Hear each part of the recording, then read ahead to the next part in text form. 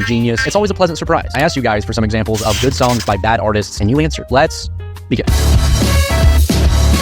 Kiss Me Through the Phone was basically Soulja Boy proving to everyone that he has the capability to make great music. Whoa! Stop! Kiss Me Through the Phone by Soulja Boy? How is Soulja Boy a bad artist? Because that's then the question. What are we classifying as bad? What are we stating is bad? What does bad mean? When someone says bad, what do you mean by that? What do you mean by that? Because Soulja Boy has some hits, bro. Kiss Me Through the Phone. Turn My Swag On. Superman. You. Right? He has a track with like Donk. Speakers Going Hammer. He's got the song with 50 Cent. I can keep going through Soulja's catalog, fam. Music after fluking a mega hit with Crank That and then never used that ability again. So what you're saying is he was trying to prove himself to not be a one-hit wonder and then succeeded and became a two-hit wonder. I actually cannot think of a single other Soulja Boy song. Does he have other music? Baby, you know that I miss you. I wanna get with you. It's actually insane to release this song and never achieve that high again. Dude, that's not true, fam. Harnessed the entirety of his career's power into one track. But I can't right now, so baby, kiss me through the phone. I feel like he must have been given this song from another artist, because this is too good of a song, even compared to Crank That, which is a generational banger. Soulja Boy, I'm in it. Why me crack it? Why me roll? This is like 10 steps above Crank That. I don't know, maybe he made this song and just immediately had an epiphany that he wants to make rip-off Game Boys instead. You know, not everyone's passion has to lie in the arts. Obviously, the Soulja Boy had greater ambitions. Did the Soulja Boy actually exist, by the way, or did he just scam people? I don't know, but this one is unfortunately a mega banger. How You Remind Me by Nickelback. It's a Okay, you guys. I'm gonna hate this list that you guys are doing right now, man. I'm gonna hate it. Because these artists aren't bad artists. Nickelback and Soulja Boy, come. What? This is already starting out to be a great playlist to drive to work to. bad rock banger, and you know it. Look, I don't think anybody disagrees that this is a banger. This song is like pure dad emotional ishtar. Like you tell your dad, you know, there's some stuff wrong with you. Maybe you should go to therapy. No, son, I'm good. I got How You Remind Me by Nickelback. That's how I get my emotions out. Therapy's not real, son. You know, I know everybody makes fun of Nickelback. They're kind of memed on, but are they really bad? I've listened to a couple Nickelback albums in full, and none of them have struck me as straight up bad music. Besides their few hits, they're definitely a band I would consider mid. Like mid in its truest form, not actually meaning bad. I like truly mid. I will never be offended that Nickelback is playing, but I also will not have many positive emotions whatsoever. That's not true.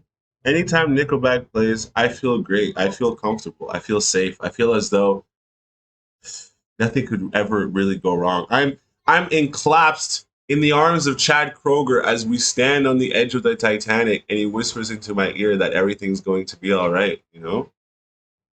Pause. Did this guy do something bad? I have no reason to think this, but the way he looks, for some reason, he looks like he'd have some allegations. But yeah, the song is amazing. The Nickelback isn't bad. Come on.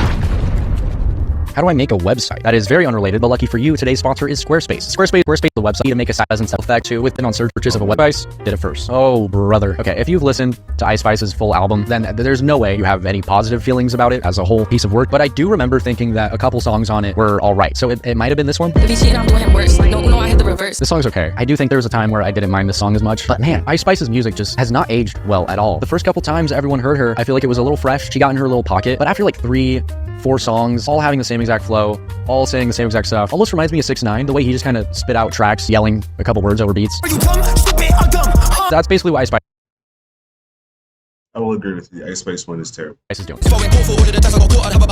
Okay, Central C completely took over the track. It immediately went up like 5 points when someone's actually rapping about anything. This beat is just not good enough to repeat words on, and that's all she's doing. If this is the great song by this bad artist, it's saying a lot, because God, When the feature outshines the main artist, yikes. it's boring. But at least she refrained. Well, it's not. That's not hard to do when you're dealing with when you're dealing with Ice Spice, fam, and your Central C. You know what I mean? From many poop bars in this song. No poops or farts. So there's that.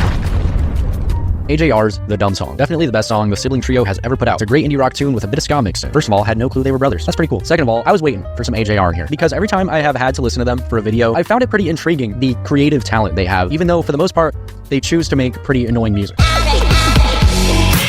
So I'm sure that they have songs out there that aren't that cringy and are on the relatively normal side. I'm hoping this one is it. You said with certainty, I may be the dumbest person that you've ever seen. Is it just me, or does this song sound like Train? He somehow got that 2010s cursive male vocals down to a T. I love to say, but like you said, I will say that this song is definitely an improvement over...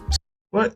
Who are these guys? AJR. I've never heard of stuff like Thirsty, and it doesn't sound bad. I like the folky kind of stripped down sound a lot of the track does, even though they can't resist putting their horns in there. I think it would have been a little better if they kept it stripped down, but I get that the theatrical horn section is their thing. But my biggest issue with them is still the lyrics. They're not atrocious in this song, but I don't know, there's just something about them that I don't know how to describe. They're very simple, like a child that knew how to structure songs would write, but they're still a kid and don't know better words to use. That said, this is probably the best AJR song I've heard, so I'll give it that. Never even heard that song. But from what I could just make out from what you played, that does not sound like something I want to listen. I would rather want to listen to the Postal Service than I would want to listen to that.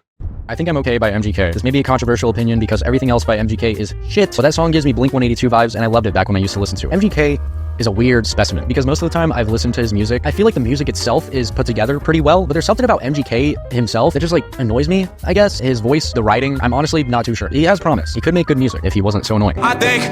No, I do like MGK. He's fine. Something's fucking wrong with me. I think it's his voice. I know he was a rapper before. I feel like he kind of retained that rapping voice and didn't know how to properly convert it into a more emo sounding voice for this music. This chorus, I feel like it's objectively kind of bad, but I totally get what you mean. I don't know if I'd listen to it now, but 8th grade me would eat this up. If this came out when I was 13, I'd be crying from all the bullies. This is a good track though. The entire sort of switch up MGK from being MGK the rapper to MGK the pop artist, I believe that is one of those things that later on in life, people will study that. People will study it because it wasn't as though it was a brisk transition. No, it was gradual. He brought in those pop elements slowly and slowly and slowly until he finally converted and said, I'm not rapping anymore. He still raps sometimes, but you're not going to think of him, oh, MGK the rapper. No, MGK the mega super emo pop star now, guys.